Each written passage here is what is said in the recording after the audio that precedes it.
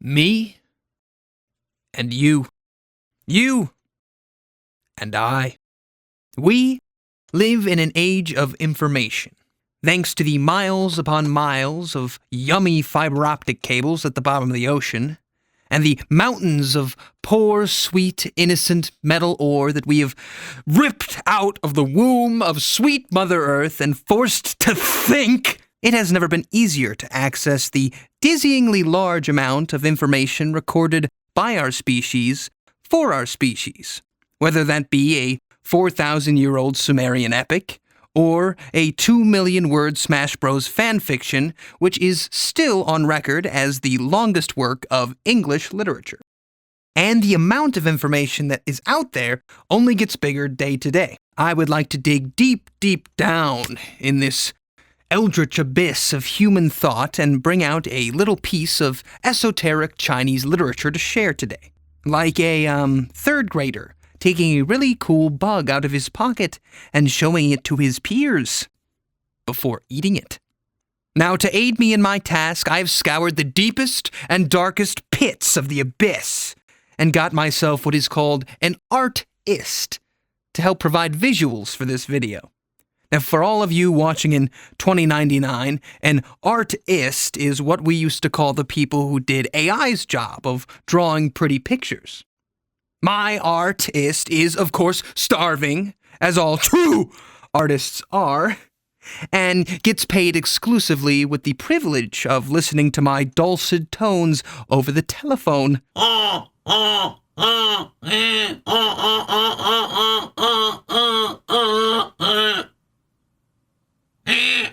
But enough about the subhuman. Let's get back to the task at hand and the Chinese literature in question. Now, I chose this text for two primary reasons. The first one being that, as far as I can tell, this gem really isn't talked about that much on the English-speaking side of the internet. The second reason being that, as far as comparisons go between more weighty and dry historical text, this specific one is brimming, simmering, boiling with what can be called the raw life force of the common man, the you and I's of history. Wild tales of career criminals and two-bit opportunists, cheeky accountants and clever students, bandit monks and cannibal eunuchs. Most of their names have been lost to time, but their deeds live on forever. This is the Book of Swindles.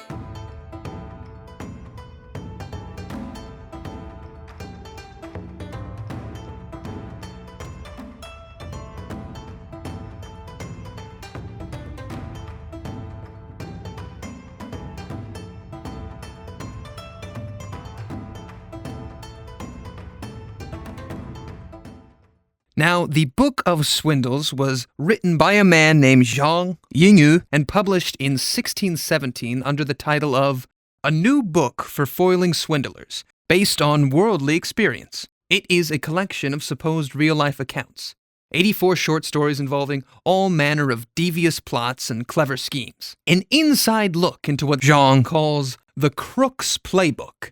Now, nothing really solid is known about Zhang besides what can be extrapolated from this, his only known work, and the personal commentaries interlaced within the 84 short stories he shares with us. But, according to the book's original preface, we do know this, quote, "The decline in morals has reached such a crisis that a gentleman of conscience cannot help but be alarmed.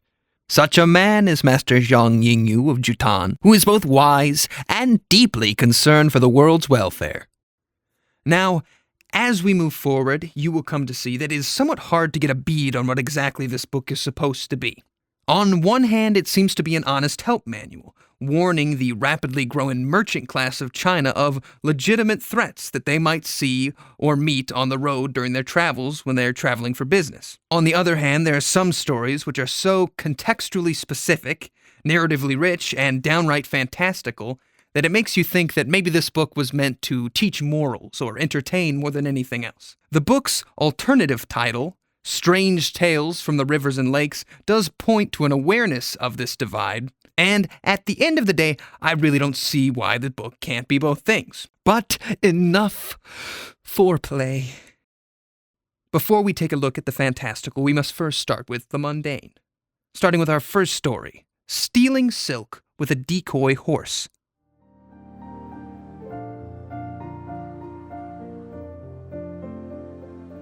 A horse merchant by the name of Jincheng was traveling when he met a man on the road.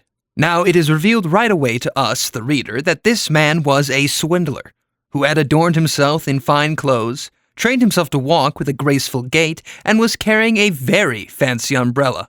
Dripped out, as the kids say. Now this crook approached Chun and inquired about purchasing one of his nicer horses. After coming to an agreement on the price, the swindler told Chun that he did not have enough silver on hand and asked if he might be given a ride to his house, where he could get some more money and write up a proper contract of sale. Chun, taking this nicely dressed fellow at his word, happily agreed, and they set out together.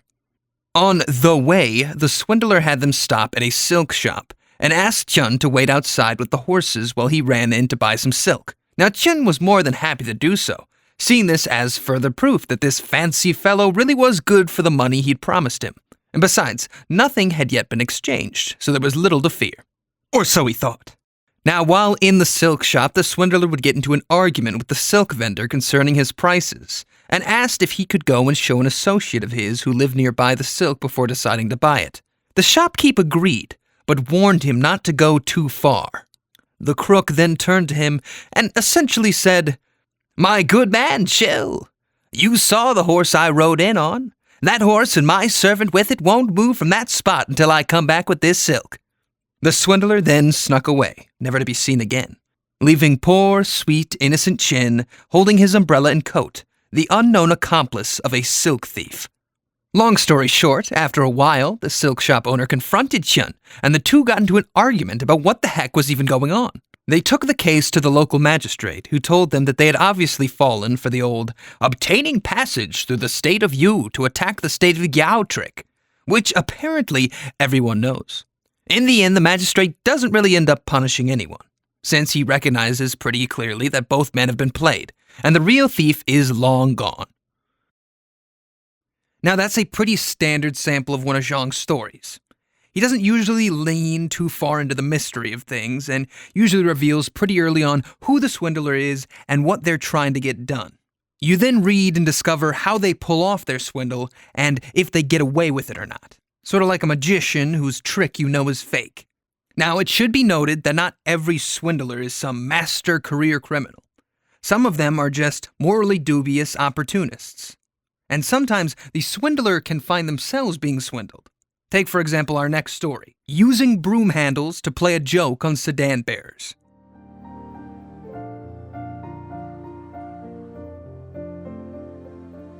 Our story begins with a crafty government clerk getting ready to set out on a lengthy journey.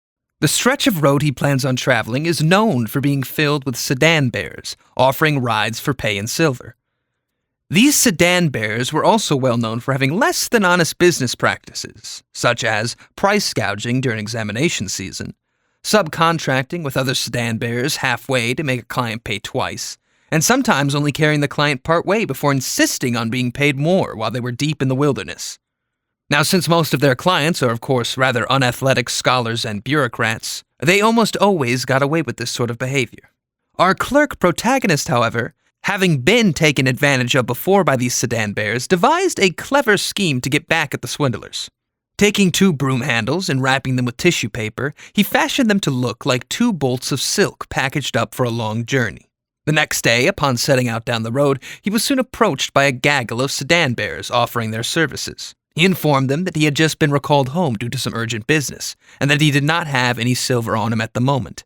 In exchange for not being paid right away, he promised to pay much more than the normal fare, as well as cover the cost of dinner that night for whoever agreed to get him home.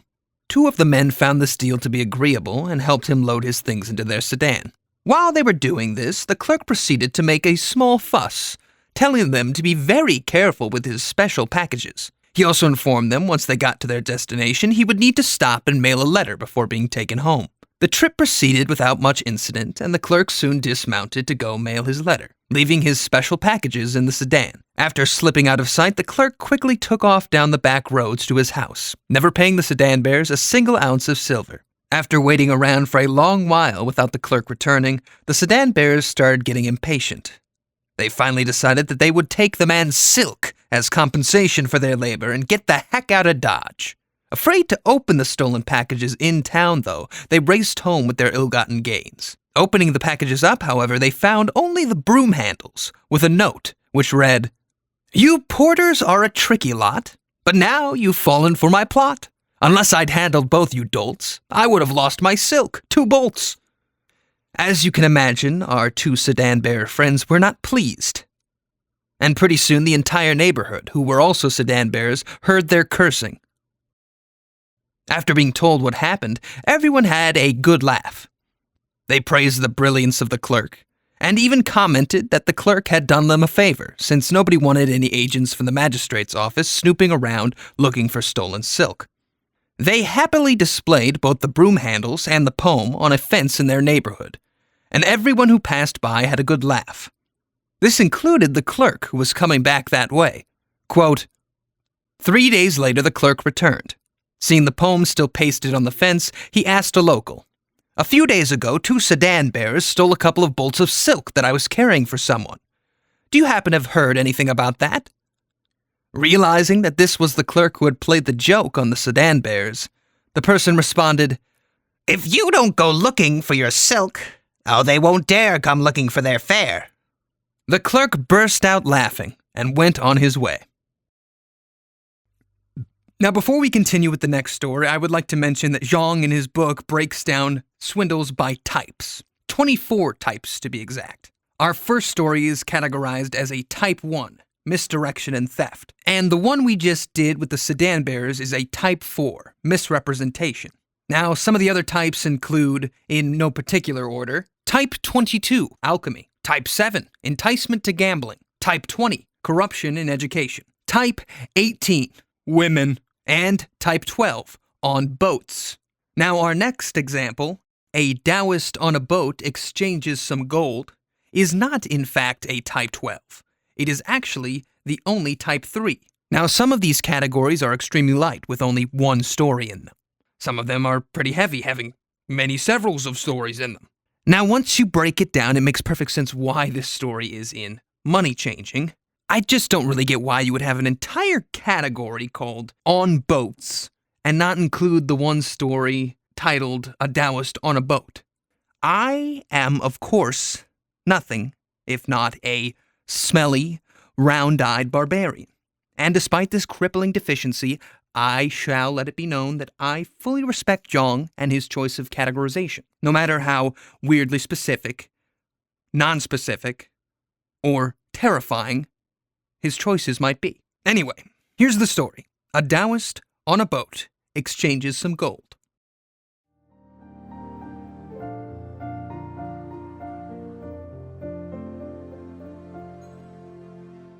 A university student by the name of Fei, before returning home from his schooling, wished to purchase some gold from the capital. Due to the high frequency of swindles which took place in the capital, however, a friend and fellow student named Yang urged him to buy his gold elsewhere. But Fei was insistent on acquiring gold of the highest quality, which could only be found in the capital. Now he considered himself to be a clever man, a big-brained boy, a superior intellect who, if swindled, would bow to the intelligence of the crook. Or so he said. For surely one would need to have a tremendously powerful giga-brain to pull one over on him. After frequenting the markets of the capital, the two were able to acquire a good 10 ounces of high-quality gold. They were then approached by a young man, offering to sell them an entire 12-ounce gold ingot for a generously small amount of silver. Fei, holding tightly to the ingot, which he assessed as being real, happily paid the agreed-upon silver under the watchful eye of Dong. After the two students had departed, the young man began to panic. He had just undersold his family's entire life savings and had never gotten the chance to switch the gold ingot with the identical 12-ounce copper ingot he was carrying with him. He regretfully returned home to his father and had to admit that he had lost the family's entire life savings. His father was, of course, not mad, just disappointed. Disappointed that his son hadn't been more careful with the familial bait ingot. For you see, this was a family of swindlers, and old Dad was about to show Junior how it was done. Learning that Fei and Yang would be taking a ferry out of the capital, Swindler Sr. disguised himself as a Taoist and begged passage onto the same boat. Over the course of this 3-day voyage, Swindler Sr. revealed himself to be quite the conversationalist, leading many of his fellow passengers in a wide range of talks involving the goings-on in the capital, a range of interesting topics, and other more mundane gossip. On the 3rd day, with the whole boat socializing and having a very good time, our Taoist broached the topic of appraising gold, bragging that he happened to be an expert at sussing out counterfeit metals. Fei soon bragged that he happened to have just acquired a very large ingot of extremely high-quality gold from the capital. The passengers on the boat asked to see it to assess its quality, and it was soon being passed around in a big sharing circle. Everyone was very impressed that he had gotten out of the capital with an honest-to-Buddha gold ingot of such size. After it was handed back to Fei, and he was about to tuck it safely away again, the Taoist spoke up, asking if he could also see it. Examining it briefly in the growing darkness of the late evening, the Taoist soon handed it back to Fei, commenting like everyone else on the ingot's excellent quality. The boat soon arrived to its destination, and everyone parted ways. As you may be able to guess, after getting home and visiting the metalsmith in order to turn the gold into bracelets for his family, Fei was quite baffled, flabbergasted even, to be informed that his 12-ounce ingot of gold was in fact 12 ounces of pure, polished copper. #swindled. Now, before we get into our next story, let's discuss some cultural context, specifically the imperial examinations. We all love exams. These were an extremely important part of late Ming society, a meritocratic method of hiring new government administrators from a pool of just about anyone who was well off enough to educate themselves and do well in the exams. Doing well in these exams basically put you on a fast track to success. Thus, pressure to succeed was extremely high, and people were always on the lookout for good omens going into exam season. Something the swindler in our next tale will take easy advantage of.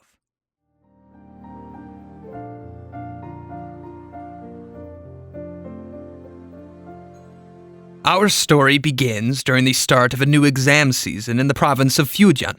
This province happened to be the home of one Master Xian, a renowned teacher whose many students would often score quite well in the exams.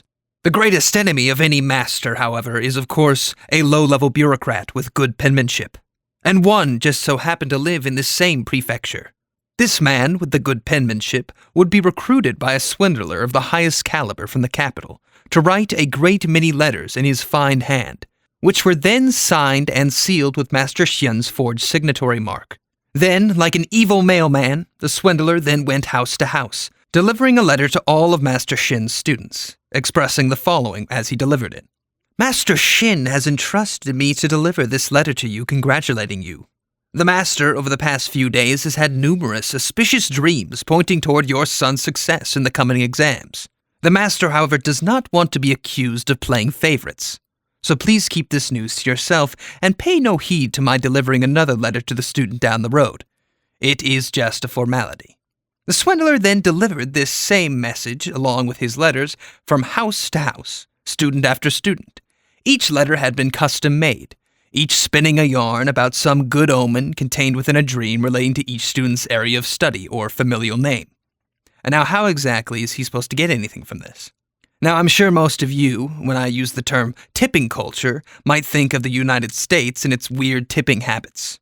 It should be known, however, that Ming-era China had a bit of a tipping culture of its own.